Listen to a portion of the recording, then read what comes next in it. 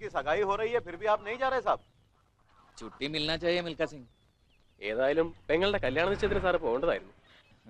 Leave എല്ലാം ശരിയായി വന്നപ്പോഴല്ലേടോ പാകിസ്ഥാൻകാർ നുഴഞ്ഞു കയറാൻ സാധ്യതയുണ്ടെന്ന് ഇന്റലിജൻസ് റിപ്പോർട്ട് വന്നത്. BSF-ലായി പോയില്ലേ? അല്ലെങ്കിലും പട്ടാളക്കാരന്റെ കാര്യമൊക്കെ അത്രേ ഉള്ളൂ. എന്റെ ജെയിംസേ, താൻ എങ്ങനെയെങ്കിലും നമ്പർ ഒന്ന് കറക്കത്താ. ടെലിഫോണിൽ കൂടെങ്കിലും ഞാൻ അവളോടൊന്ന് സംസാരിക്കട്ടെ. അല്ലെങ്കിലേ ഹേമേനെ വെറുതെ വിടില്ല. ട്രൈ ചെയ്യുന്നുണ്ട് സാർ, പക്ഷെ ക്യാമറയോട് കണക്ഷൻ കിട്ടുന്നില്ല.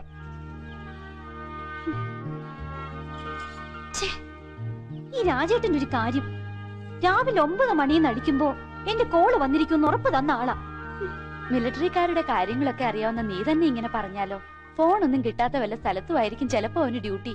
ഏത് കാട്ടിലായാലും രാജേട്ടൻ വിളിച്ചിരിക്കും. നോക്കിക്കോ, എന്നെ പറഞ്ഞു പറ്റിക്കുന്ന പോലൊന്നുമല്ല. പുന്നാര പെങ്ങളെ ഇത്തിരി പേടിയാ. ദേ വല്യേച്ചി, അവരെല്ലാം വന്നെന്നാ തോന്നണേ.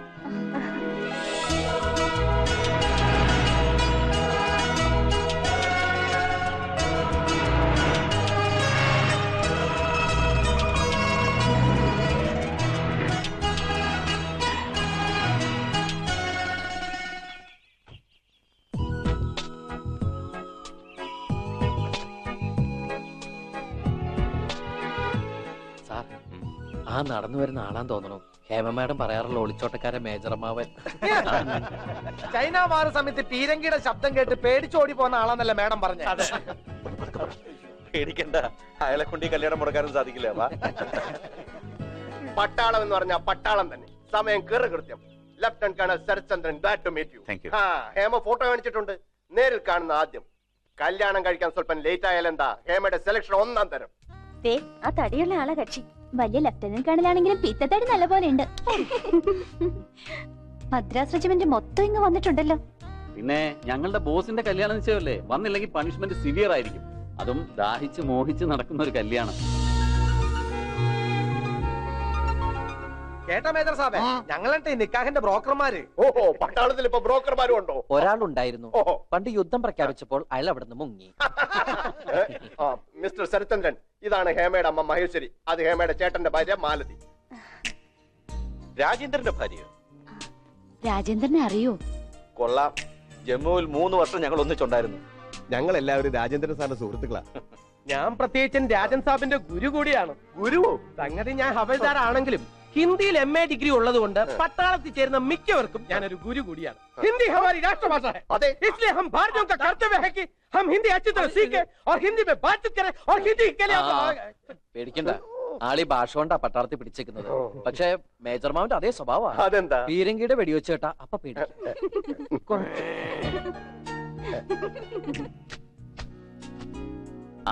ക്യാപ്റ്റൻ വിജയൻ നേരത്തെ എത്തിയോ?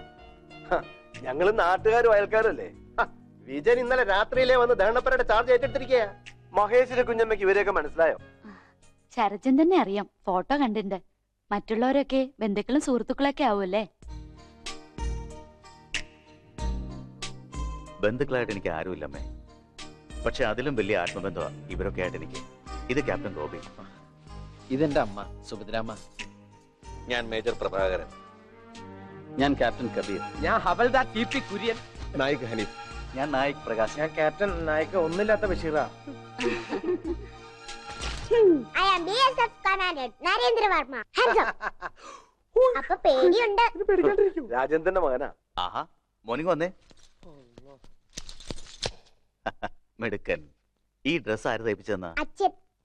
കഴിഞ്ഞ പ്രാവശ്യം ലീവിന് വന്നപ്പോ രാജേട്ടനോട് വഴക്കുകൂടി തയ്പ്പിച്ചതാ. എന്ത് വിശേഷം ഉണ്ടായാലും അവന് ഈ ഡ്രസ്സേ ഇടും. പാകിസ്ഥാനുമായി വാറുണ്ടാവുമെന്നാ കഴിഞ്ഞ പ്രാവശ്യം അച്ഛൻ കത്തിൽ എഴുതിയിരുന്നത്. എന്റെ അച്ഛന്റെ നേരെ എങ്ങാനും ആ പാകിസ്ഥാൻകാര് വെടിവെച്ചാൽ ഞാൻ ഈ തോക്കുമായിട്ട് ഒരു പോക്ക് പോവും. എന്നിട്ട് പാകിസ്ഥാൻകാരനെ ടിഷ്യൂം ടിഷ്യൂം ടിഷ്യൂം വെടിവെച്ച് കൊല്ലും ഞാൻ. അച്ഛന്റെ മോൻ തന്നെ സമ്മതിച്ചു. അച്ഛൻ മാത്രമല്ല, എന്റെ അപ്പൂപ്പൻ ആരായിരുന്നെന്നറിയോ? കേണൽ സുരേന്ദ്രവർമ്മ. അപ്പൂപ്പന്റെ അച്ഛൻ ആരായിരുന്നെന്നറിയോ? Major general Sekhara Varma. അമ്മായി ആരാണ്? ക്യാപ്റ്റൻ ഹേമവർമ്മ. അപ്പൊ ഞാനില്ലേടാ. പേടിത്തൂറി ആണെങ്കിലും വല്യമ്മാവനും മേജറാ.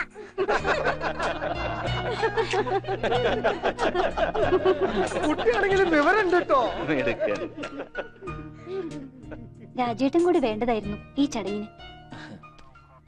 വീട്ടിലെല്ലാരും കൂടി ഇന്നൊരു ഉത്സവമായിരിക്കും. ഫുൾ ഗ്യാങ് അല്ലേ എത്തുന്നത്. എടാ ജെയിംസേ, വല്ല നടക്കൂ. നെടുമുടിക്ക് ലൈൻ കിട്ടി സാർ, റിങ് പോകുന്നുണ്ട്. ഓ മൈ ഗോഡ്, രക്ഷപ്പെട്ടു.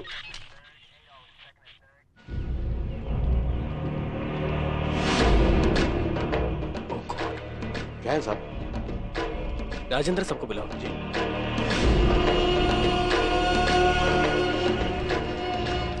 എന്താ?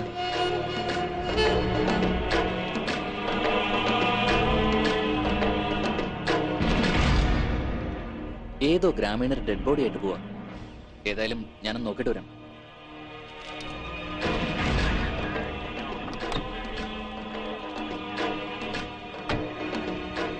ഞാനും കൂടി വരാം സാർ.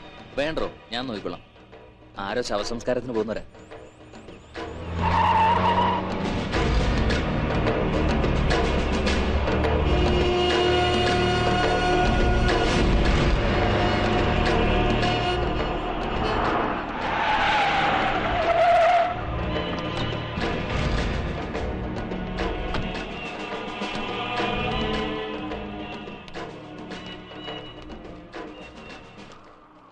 कहाँ जा रहे हो? पिताजी के अंतिम संस्कार के लिए सारा गांव जा रहे हैं। क्यों वहाँ जा रहे? उनकी इच्छा थी कि अंतिम संस्कार जन्मस्थल में ही होना चाहिए। हाँ, मंच को नीचे उतारो.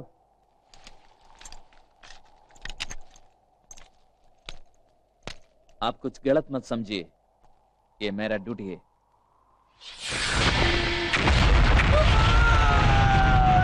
रास्कल, इस कुत्ते का बॉडी हमको ले जाना है. ले लो.